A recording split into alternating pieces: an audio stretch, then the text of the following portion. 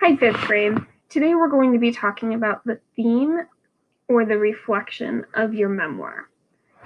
So there's a couple of things related to that. First, what is the theme or lesson that you are trying to share with your readers?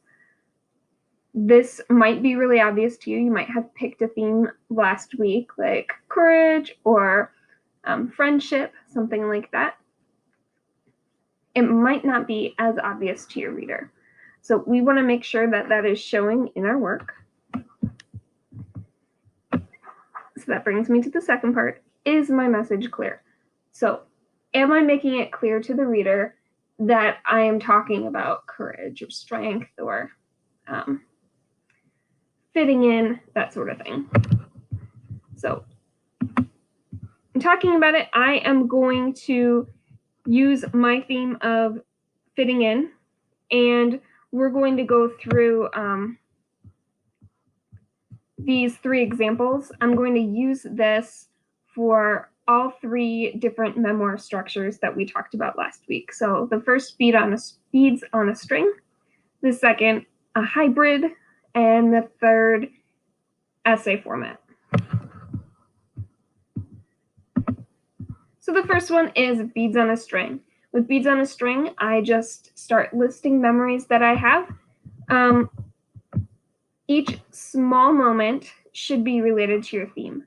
So if my theme is fitting in, I just start writing memories that I have. You may have read the memoir I wrote on motherhood, and I just started listing, and I did it in chronological order, the memories that I have when I was pregnant with my daughter, and then as she was growing up. So fitting in might be the title of my memoir, and that would help out with this. But just thinking about the memories that I have. So I might start with dialogue, right? The first one I think was not being invited to my friend's birthday party. So I'm sorry. Stephanie said to me. There. I could only invite 5 people to my party.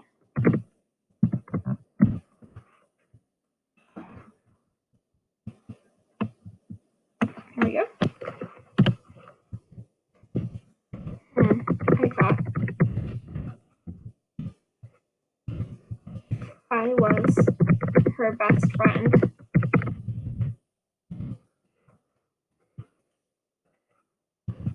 Why wasn't I one of the 5 people invited?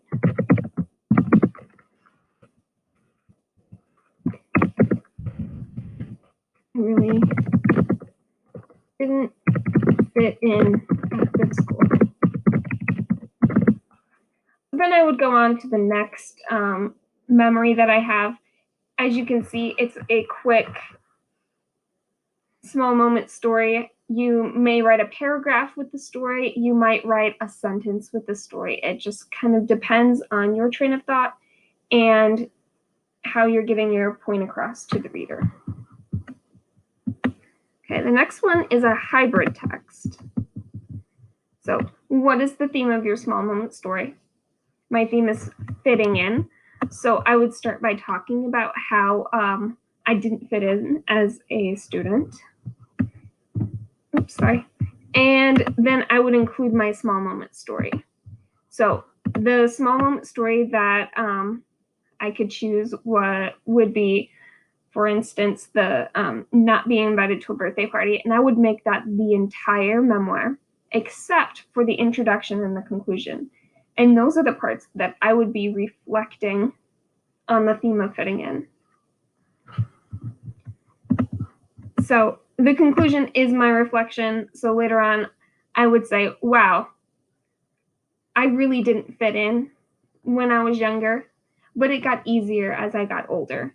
And now, looking back, I can see how difficult it is for young people to fit in and really feel like they belong. I'm glad that I am not a 10-year-old anymore. Okay, and the last one is an essay. So the whole memoir revolves around the same theme, and there might be some micro stories or examples that go with the theme. So thinking about fitting in, I would write something like, I've never felt like I fit in. Even when I had friends, I always wondered if I mattered to them. Like the time and I'm going to put quotes around best because she was truly my best friend. I think I would have been invited to that birthday party. Okay. So, like the time my best friend, Stephanie, didn't invite me to her birthday party.